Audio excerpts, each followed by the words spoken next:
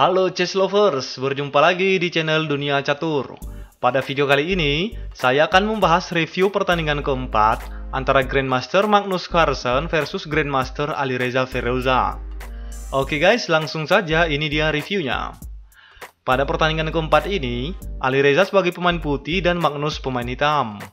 Alireza membuka permainan dengan pion ke E4, dibalas dengan kuda ke F6. Pembukaan ini dinamakan pertahanan Alekhine. Sebagai informasi tambahan buat kita semua, pertahanan Alekhine ini bertujuan untuk memancing pion putih maju, dengan rencana akan merusak dan menyerang struktur putih nantinya dan mengontrol petak pusat dengan perwira kuda. Oke, kita kembali ke permainan. Di sini, Alireza memajukan pionnya dan mengancam kuda. Magnus kuda ke D5, menghindari ancaman pion. Alireza pion ke D4, melindungi pion sekaligus membuka jalan keluar gajah. Magnus pion ke D6, mengajak pertukaran pion dan Alireza kuda ke F3, menambah perlindungan pionnya. Magnus pion kali pion dan kuda kali pion. Magnus pion ke G6, dengan maksud gajah akan ke G7 dan persiapan rokade pendek. Alireza gajah ke D3 dan gajah ke G7. Alireza rokade pendek dan Magnus juga rokade pendek. Alireza benteng ke E1 bermaksud menempatkan benteng pada jalur terbuka agar lebih aktif menyerang. Magnus kuda ke D7 mengajak pertukaran kuda. Alireza menolak dan kuda mundur ke F3. Magnus pion ke C5 mengancam pion tengah putih sekaligus membuka jalan keluar menteri. Alireza pion ke C4 menyerang kuda. Kuda ke B4 menghindari serangan pion. Alireza pion ke D5 dan Magnus pion ke B5 lagi-lagi mengajak pertukaran pion. Alireza membalas dengan gajah ke E4 dan melepas perlindungan pion. Sedikit analisis tentang langkah ini. Jika hitam memakan pion C4, maka pion putih akan ke D6 dan gajah mengancam benteng. Jika hitam menyelamatkan bentengnya ke B8, maka tentu saja putih pion kali pion menyerang menteri dan benteng. Menteri kali pion dan putih akan melakukan discover attack, gajah kali pion dan benteng menyerang menteri. Tentu saja menteri menyelamatkan diri dan langkah ini benar-benar merugikan hitam. Mengapa? Karena bidak krusial pertahanan hitam sudah hilang dan pastinya akan memudahkan putih menyerang raja hitam. Jadi, di sini Magnus menyerang gajah putih dengan kuda ke E4. Alireza membalas pion ke A3 mengancam kuda terlebih dahulu. Magnus kuda kali gajah dan Alireza pion kali kuda. Magnus kuda ke D6, pion kali pion dan kuda kali pion. Alireza kuda ke C3, dibalas pion ke B4 mengancam kuda. Kuda ke A4 menghindari serangan pion sekaligus melindungi pion C5. Magnus pion ke E6 mengajak pertukaran pion sekaligus membuka jalan keluar menteri. Alireza menolak dan pion ke D6. Lihat, di sini Alireza benar-benar menguasai petak tengah dan membuat Magnus Carlsen kesulitan mengembangkan perwiranya. Kemudian Magnus gajah ke B7 dan Alireza gajah ke G5 menyerang menteri. Magnus gajah kali kuda dan sekaligus menyerang menteri putih. Nah, mari kita perhatikan langkah ini. Langkah ini sering sekali terjadi pada permainan-permainan catur biasanya, di mana kedua pemain saling mengancam menteri. Hanya ada dua jawaban, memakan menteri lawan dan menteri kita juga akan hilang, atau menyelamatkan menteri kita dan menteri lawan juga selamat. Oke teman-teman, dalam posisi seperti ini, jangan terburu-buru mengambil keputusan. Perhitungkan dulu nilai barang yang akan kita dapat dan nilai barang yang akan kita korbankan. Oke, mari kita analisa. Pada kondisi seperti ini, terdapat beberapa option yang dapat kita lakukan. Option pertama, jika pion kali gajah, maka menteri hitam akan makan gajah dan ska. Pemain putih rugi 1 kuda dan posisi dalam keadaan terancam. Option kedua, jika menteri kali gajah, maka menteri hitam juga makan gajah dan pemain putih lagi-lagi rugi 1 perwira kuda. Option ketiga, jika gajah makan menteri hitam, maka gajah juga makan menteri putih.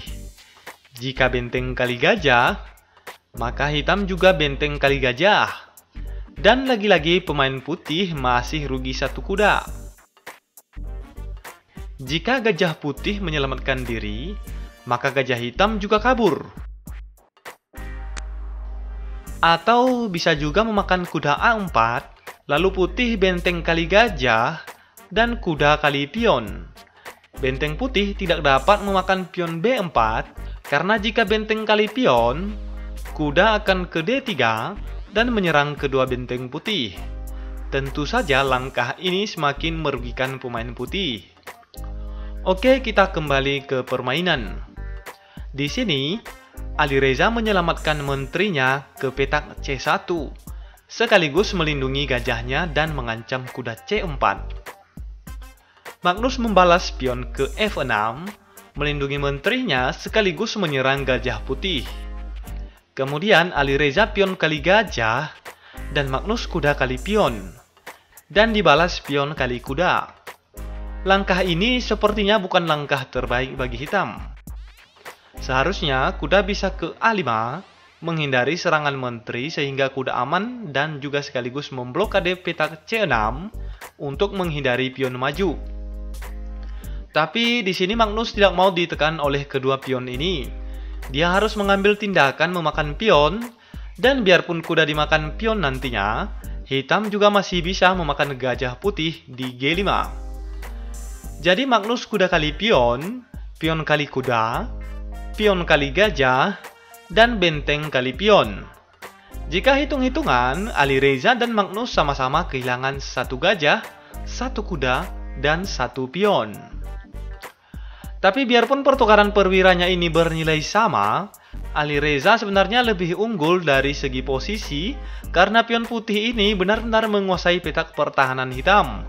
Dan jika diabaikan, maka ancaman promosi menteri sudah tidak lama lagi. Oke, kita kembali ke permainan. Magnus benteng ke C8, mengancam menteri, dan Alireza menteri ke D1, menghindari ancaman benteng. Penempatan menteri ini sangat bagus, karena menteri dapat melindungi kedua pionnya, ataupun nantinya akan melangkah ke D5 dengan tujuan melakukan discover ska pada Raja Hitam, sekaligus mengancam pion G5 dan juga masih melindungi pion di F3 dari serangan benteng. Tentu saja Magnus tahu akan rencana itu, dan terlebih dahulu ia mengaktifkan menterinya ke A5, mencegah menteri putih ke D5, dan juga sekaligus melindungi pion G5-nya. Alireza menteri ke B3 dengan tujuan akan melakukan discover ska pada Raja Hitam, sekaligus melindungi kudanya dari serangan menteri karena benteng akan segera diaktifkan. Tentu saja Raja Hitam berpindah ke H8 dan Alireza mengaktifkan bentengnya ke D5. Kemudian Magnus menteri ke F5, dibalas pion ke D7 menyerang benteng. Benteng ke D8 menahan laju pion yang selangkah lagi promosi menteri. Alireza menteri ke D5 mengajak pertukaran menteri. Magnus menolak dan menteri ke F4. Alireza menteri ke E4 lagi-lagi mengajak pertukaran menteri. Magnus menolak dan menteri ke C7. Alireza menteri ke C6. Ini ketiga kalinya mengajak pertukaran menteri. Di sini Alireza benar-benar ingin mengancam menteri hitam, selain karena durasi waktu yang sudah semakin habis, juga karena posisinya lebih unggul daripada hitam. Lalu Magnus menerima penawaran ini, menteri kali menteri, dan benteng kali menteri. Magnus gajah ke F6, bertujuan untuk menjaga peta D8 agar benteng bisa aktif. Alireza pion ke B3 menghindari petak hitam karena gajah berada pada lajur hitam dan agar kuda bisa diaktifkan. Magnus gajah ke E7 membuka jalur serangan benteng sekaligus melindungi pion B4 dan juga mencegah gajah naik ke petak C5.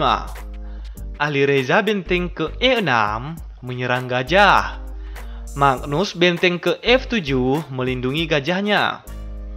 Alireza benteng ke D5 dan raja ke G7. Alireza benteng ke A6 mengancam pion A7 agar kuda bisa aktif dan naik ke petak B6. Magnus gajah ke F8, benteng kali pion, dan Magnus raja ke F6. Di sini, durasi waktu Magnus Carlsen tersisa 10 detik lagi, sementara Alireza tersisa 21 detik lagi. Magnus sepertinya tidak fokus sehingga melakukan langkah-langkah yang tidak efektif. Ya mungkin saja karena faktor waktu ini ya guys.